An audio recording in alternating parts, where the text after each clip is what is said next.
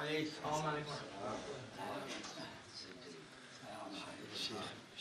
خدمتتون هست. بلیه جون. شیخ اصفهان الان عازمن با خانواده‌ام دارن میرن.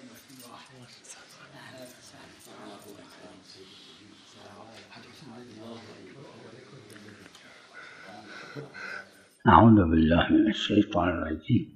بسم الله الرحمن الرحیم. انتحار هیچ مجوز شرعی هیچ جا خوشی کا کوئی مجوز شرعی کہیں نہیں. یعنی خودکشی سوسائڈ بمبنگ کہیں سے جائز نہیں ہے، خودکشی کہیں سے جائز نہیں ہے. پیغمبر صلی اللہ علیہ وسلم دعوت به جنگ کردن و لیکن جب پیغمبر نے جنگ اور جہاد کے لیے بلایا ہے میدونه کشته میشه. مسئله اهم و مهم اس کو معلوم ہے کہ میں قتل کیا جاؤں. یہاں پہ اہم اور مہم کا مسئلہ ہے، خاص سے مطلق کی بات ہے.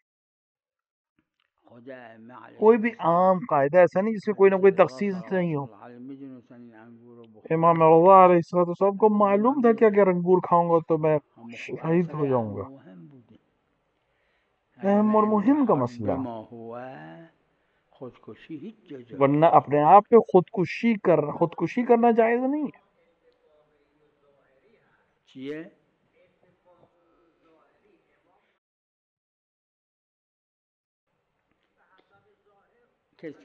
کس کے جنگ میں با پیغمبر یا با حضرت امیر صلی اللہ علیہ وآلہ جو جنگ پہ جا رہا ہے انسان، اس کے بارے میں آپ کیا کہیں؟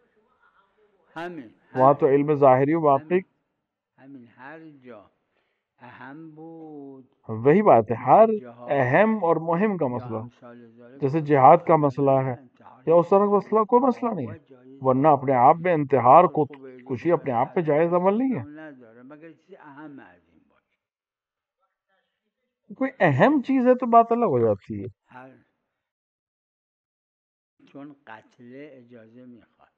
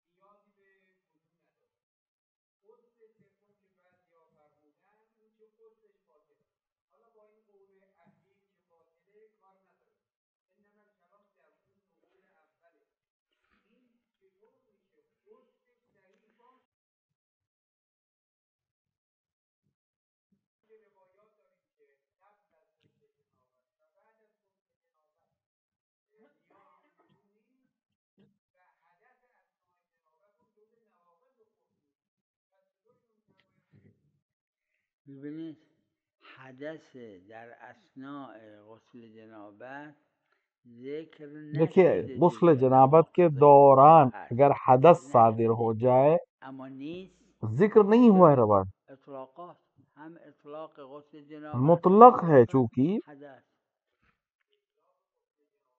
چونکہ روایت پہ اطلاقات ہے. حدث کے اپنے احکام ہیں، غسل جنابت کے اپنے احکام. نه قبل و بعدش این معناش این نیست که اگه حدث اطلاقات حدث چرا نگیره اینجا رو.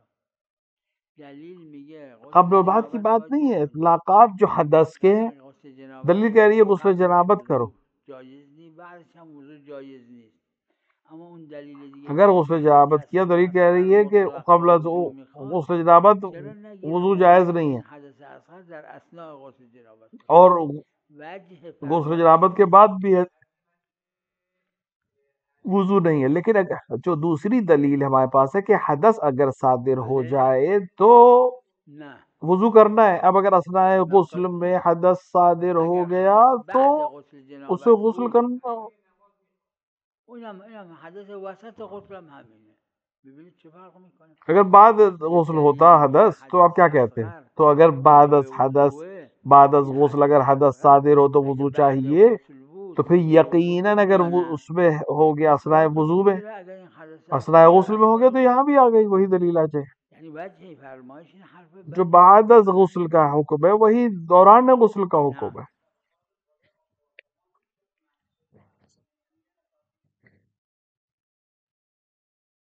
یعنی اون ملکش باشه اون طبقه بالا. بله چرا اشکال نداره، اشکال نداره. وقت فقط اونجا میشه حکم مسجد، بقیه طبقه ها نه حکم مسجد نه. ہر قد کوئی اشکال نہیں ہے اگر کوئی انسان اس طرح سے بنا کرے کہ جو اوپر کا مالک ہے کسی اسی کو حصے کو مسجد بنا دے، اوپر اور نیچے مسجد نہیں ہو. کیونکہ وقوف کی جو دلیل ہے وہ کہتی ہے جس طرح وقف کیا جائے ویسے استعمال کیا جائے گا، تو اس دلیل کے لحاظ سے صحیح ہے.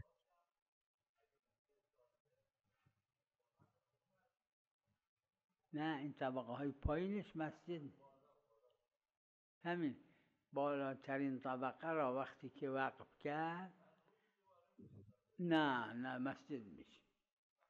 بله مگر اینکه یه عمارت 10 طبقه این طبقه 5مش رو مسجد کنه که از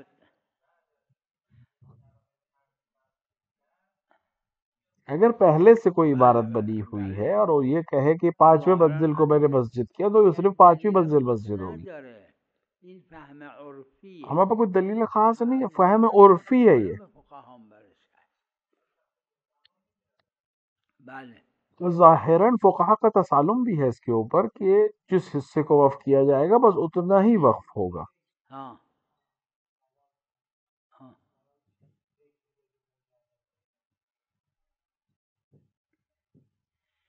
تو قرآن کریم داره استغفار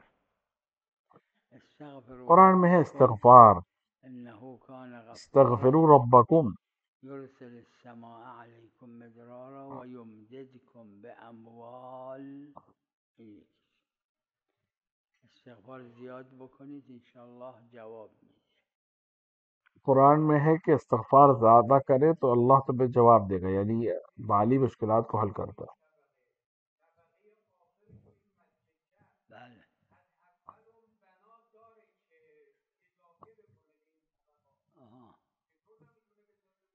میشه فهم عرفی.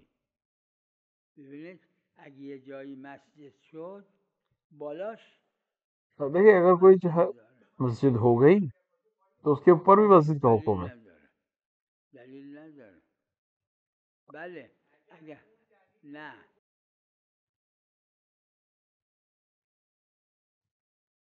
ببینید اگر 5 طبقه بود یه طبقه وسط دیکھیے اگر 5 طبقے تھے اس سے 20 کے طبقے کو مسجد کر دیا مالک نے بندے کے بعد، تو نہ اس کے اوپر نہ مسجد ہے نہ نیچے مسجد ہے، کیونکہ اسے اتنے حصے کو وقف کیا ہے. لیکن جہاں وقف کیا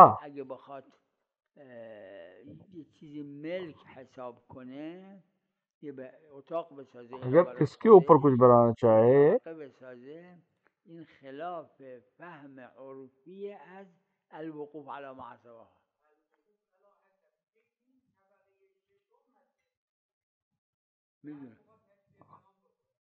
میدونم همین وقتی که حالا صبر کنید یه زمینی را مسجد کرد، میتونه زیر زمین اگر وہ اصل زمین کو مسجد اینجا رو مرحاض بکنه،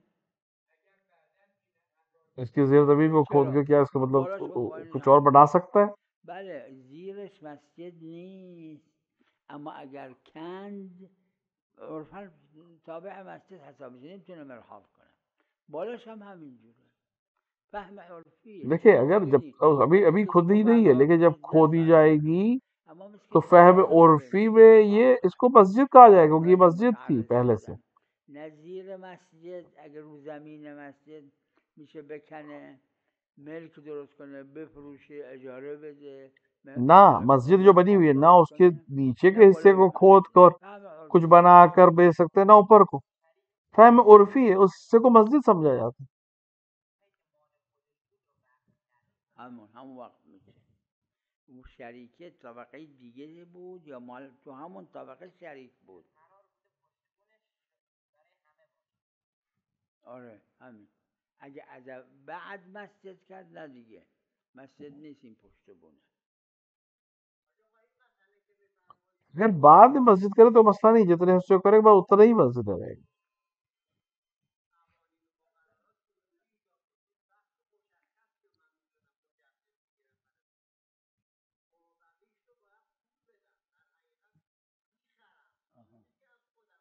بله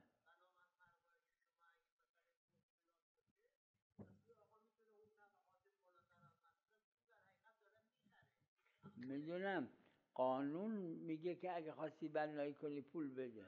مگه شما تو ملک خودتون اگه یه زمین دارید میخواید بنایی کنید قانون نمیگه پول بده، اما شرعاً این قانون درست نیست. قانون کہتا ہے کہ پیسے دیے اگر آپ کے گھر میں کچھ بنانا چاہ رہے ہیں، مسئله لیکن شرعاً اس کا کوئی حق نہیں ہے پیسے از لینے. عرف باید بگیریم. همین ہم موضوعات کو عرف سے لیں گے لیکن قانون نہیں بنائے گا عرف. گاهی اضیق از عرف گاهی فراتر از عرف.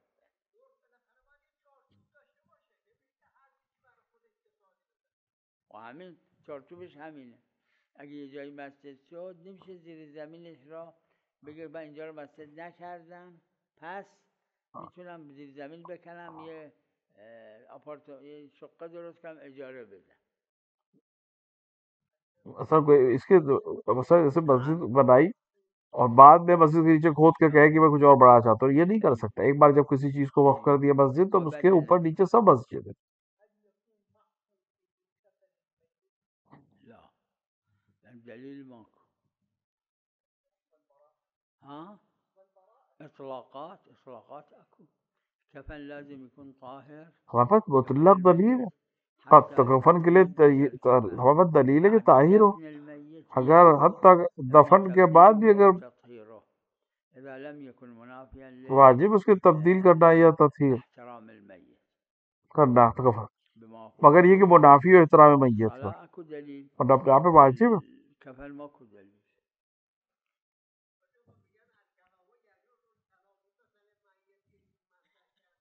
بله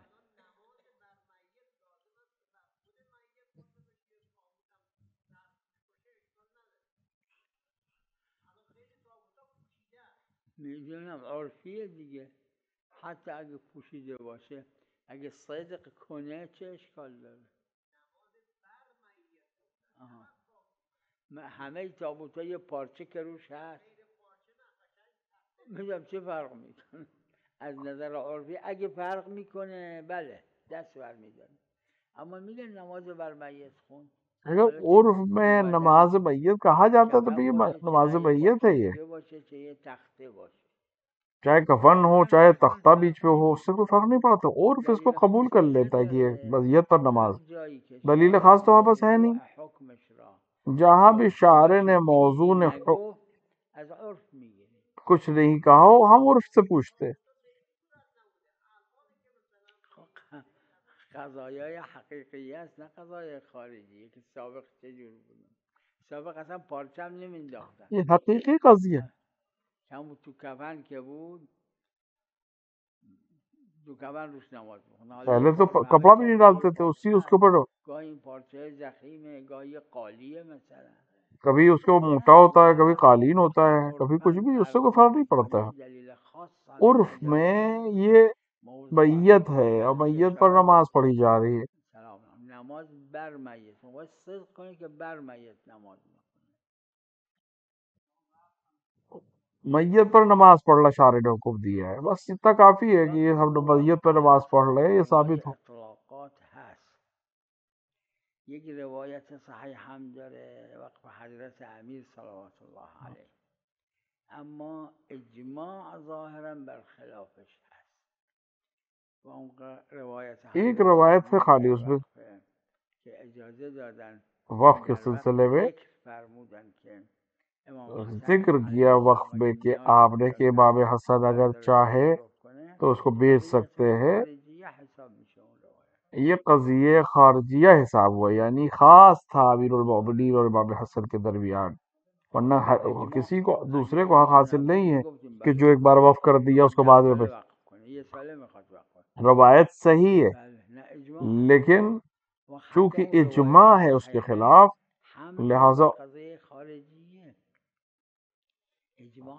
لہٰذا ہم اس کو قبول نہیں کرتے. اور جو روایت ہے بھی ہم اہل خبرے احکام هستن ہم اتقیا هستن کیونکہ سینکڑوں فقہا جو اہل فن بھی ہیں اور متقی پرہیزگار لوگ ہیں اور شہرت عظیمہ ہے ان لوگوں کے عمل کی ہمارے پاس، تو اس سے ہم منہ نہیں موڑ سکتے.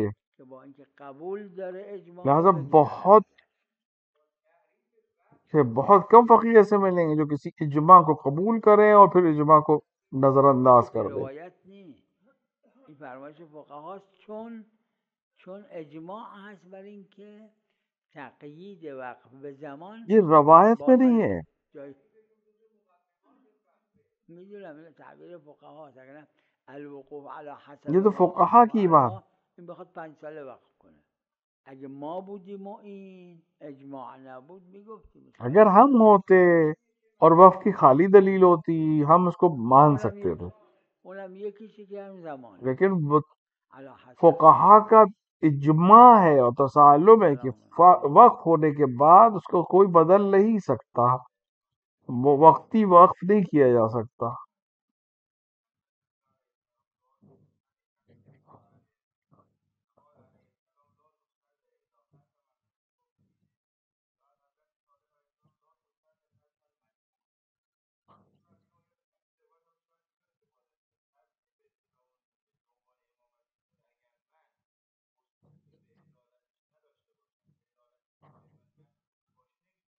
بله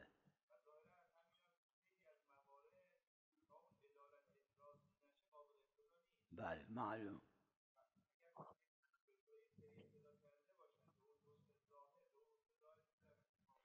اگر شما از اینکه یک عده‌ای به او اقتدا کردن وثوق پیدا کردید، اگر آپ کچھ لوگوں کے ان کے پیچھے نماز پڑھنے سے مطمئن ہو جائے کہ اس کے پیچھے نماز پڑھنا چاہتے ہیں تو آپ کو اطمینان ہوگا. اگر یہ لوگ عادل نہ ہوتے تو یہ لوگ اس کے پیچھے نماز نہیں، تو یہ وثوق کافی ہے. لیکن اگر ایسا اطمینان آپ کو نہیں ملا تو پھر آپ نماز نہیں پڑھ سکتے. میدونم عوام وقتی که میاد آمین میخواد نماز بخونه، اگه همینجوری میخواد نماز بخونه نه جماعتش باطله اما نمازش باطل نیست. اور اگر اس کو نہیں معلوم ہے یا بغیر اطمینان عدالت کے نماز پڑھ رہا ہے تو اس کی نماز باطل نہیں ہے، لیکن اس کی نماز صحیح، جماعت اس کی صحیح نہیں ہے. مگر یہ کوئی ایسا کام کرے جو اس سے فرادہ کو باطل کرنے والا کام کرے. برای اینکه قرائت نکرده و نمازش فرادا بوده. میگم لا تعاد، میگم نماز اعاده نکن، اما اطلاقات سجده سهو لکل زیادت و نقیصه که مشهوره میگیره، چون قرائت نکرده جماعت هم نبوده که اس نے قرائت نہیں کی ہے نماز جماعت کے لحاظ سے اس کے لیے کافی ہو جاتا، لہٰذا اس کو سجدہ سہو کرنا پڑے گا. اختلافی ہے، مشہور اینه، منم قبول دارم. البتہ مسئلہ اختلافی ہے، مشہور یہی ہے. چون جاهله، اما اگه عالم باشه نه نمازش باطله، اما وقت چون جاهله معلوم ہوتا تو اس کی نماز باطل، چونکہ حکم سے جاہل ہے، غافل ہے، اس کو پتہ نہیں ہے، اس کو علم نہیں ہے.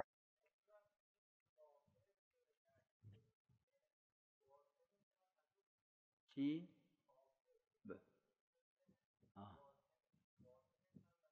تو بعضی کتب مفصله داره مقتضی اطلاق اینه. مفصل کتابوں میں ہے یہ چیز.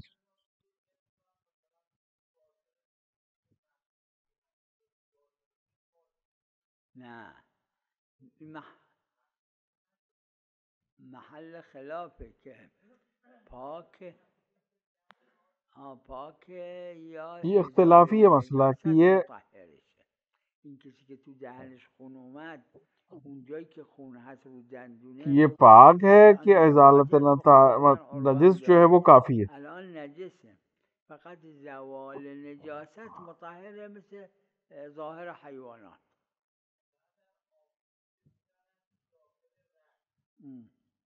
اب مثلا انسان کا منہ خونی ہو گیا تو اب اس کے لیے اس کا منہ اس وقت نجس ہے لیکن اپنے آپ پاک ہو جائے گا نجاست کے جانے سے، جیسے حیوان کا جسم ظاہری دمن مسفوحا یعنی دم بیرون اومده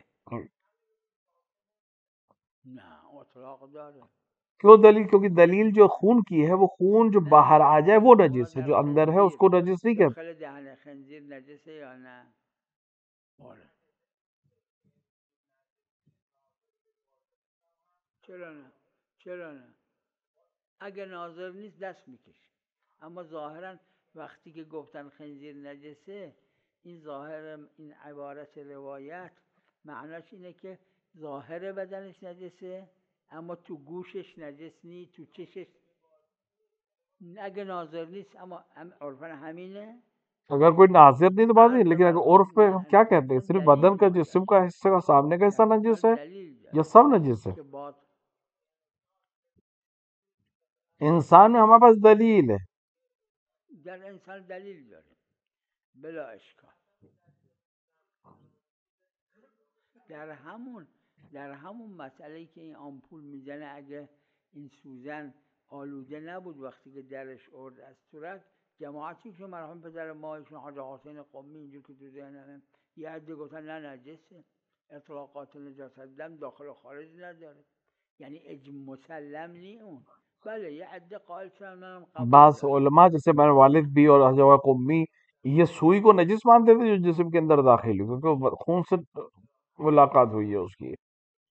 همین وقت گفتن دم باطن دلیل نداریم که دم باطن هم نجسه، فقط یک دونه دلیل داره. لیکن ہمارے پاس دلیل نہیں ہے کہ جو داخل خون ہے وہ بھی نجس ہے، ہمارے پاس صرف باہر آنے والے خون کی نجاست کی دلیل که اون هم سندش تو ذهنم اینه محل اشکاله همینا، اگر نه لہذا در انسان اور ایک اگر دلیل ہے بھی تو اس کی سند میں اشکال ہے. دم در داخل دلیل نداره که نجس باشه، چون آیه در من مسفوحا اون اطلاقات دم کیونکہ آیت نے دم مسفوحہ کہا ہے، معلوم نہیں، لہذا ہمیں معلوم نہیں ہے کہ کس کی بات ہو رہی ہے، یعنی کون سے خون کو پاک نجس کہہ رہے، لہذا ہم اس کو پاک مانیں گے، یعنی جو خون باہر نکلے وہ نجس ہے. مسلمان گفته طاهر نجس بودن دلیل میخواد، در انسان کافر گفته نجس طاهر بودن دلیل میخواد. دیکھیے مسئلہ کیا ہے، انسان مسلم کو طاہر کہا ہے، نجاست کے لیے دلیل چاہیے. ظاہر قبول، اما این خلاف متفاهم. اگر عرف فقط ظاہر کی بات کر رہا ہے تو قبول ہو، اس کی دلیل بھی فرمائش فقہا ہے، فقہا نے جو کہا ہے. بله بله نه بنابراین که حالا نگید کتابی مشرک که هیچ کی نگفته طاهره، مشرک تو کوئی کب طاہر نہیں کہتا. ہم کتابی کی بات ہی نہیں کر رہے جس میں دلیل اختلاف ہو. مجوز ندارن. بل چیه آیه شریفه فلا يدخلن المسجد الحرام بعد عامهم هذا، روایات هم داره.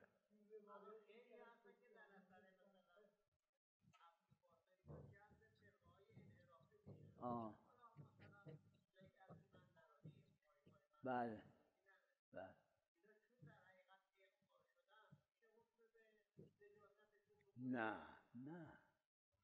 نه مگه اینایی که با حضرت امیر جنگ کردن و بعدم عدول نکردن، شکست خوردن، حضرت امیر حکم به نجاستشون کردن؟ نه فرق میکنه. وہ لوگ نجس نہیں ہیں. حضرت علی سے جنگ کی لوگوں نے، حضرت توبہ بھی نہیں کی، صرف ہار گئے، مرتد ہیں. بله بفرمایید. امیر مومنین نے ان کے اوپر کوئی حکم نہیں جاری کیا.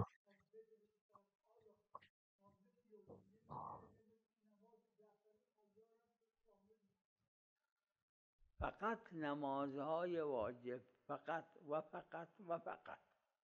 چون در نمازهای فقط مستحب واجب دلیل نماز ہے، خاص داریم، شاید اجماع هم کیونکہ باشه نماز مستحب میں ہمارے پاس اجماع بھی ہو، شاید داره مسئله دلیل خاص ہے ہمارے پاس، مسئله عربا میں بھی ہے موجود یہ زیادش مسئلہ اشکال نداره، کم و زیاد رکن نه کہ اس پہ عمدن. کم ہونا یا زیادہ در ہونا نماز واجب کوئی حرج نہیں ہے، نه، اگر یه رکوع لیکن اضافه کنی نماز ولو واجب ہے سهوا ولو اگر جهلا ایک غلطی بالحکم سے یا ہی بالموضوع صحیح نماز جہلن واجب حکم کو نہ باطل میشه، جانتے نماز ہوئے یا مستحب موضوع کو باطل نہ نمیشه. اگه شک کرد کوئی رکوع کو رکوع بڑھا کرده دے، یا کوئی چیز کر دے رکوعات تو اس کی جعفر نماز پشت باطل ہو جائے گی. و رکوع کرد بعد یقین کرد یا همون وقت یقین کرد این رکوع دوم بوده تو رکعت، نماز باطل نیست.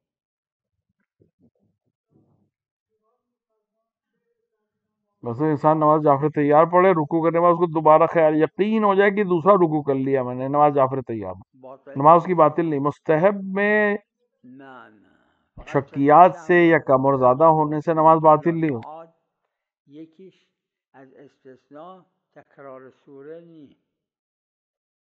هر کم و زیادی در نماز واجب اور رہی بات غیر سورہ کو اون تکرار اشکال کرنے کی واجب غیر نماز میں، اس سے نیت نماز و بنا به قول مشهور غیر تکرار کرنے کی ضرورت تکبیرت نہیں، باطل نہیں الاحرام ہوتی اگر اسے که سوچ. با اون میشه 7 تا. اگه اینا رو کم و زیاد کرد نماز باطل نیست. بله بله بله، دلیل خاص داره. قرآن در نماز واجب دلیل دلیل خاص ہے خاص ہمارے پاس. داره که جایز نیست، اما در نماز مستحب نه، ادله است که قرآن بخونن، چند تا سوره بخونن. بله، علیکم السلام.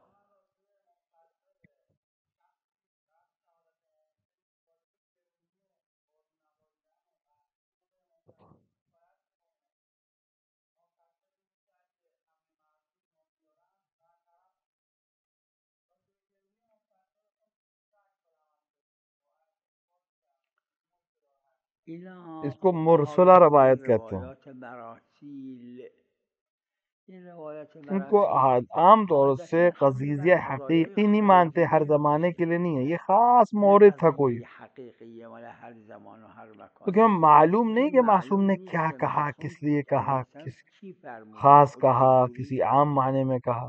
لہذا حمل بر قضایای خارجیه میشه. و صلی الله علی محمد و آله الطاهرین. سلامت باشید. سلام علیکم.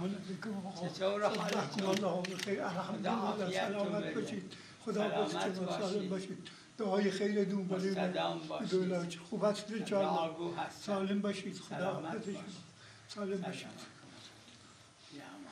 خوب باشید، خدا بلا دور باشید. سلامت باشید، شما همیشه با عافیت باشید. سلام علیکم، خیلی برام دعا کردید. سلامت باشید، دعای خیر شما شما بلا دور باشید. الحمدلله، حالا خوب است، برف و بارون نیست، سلامت باشید، خدا دور باشید.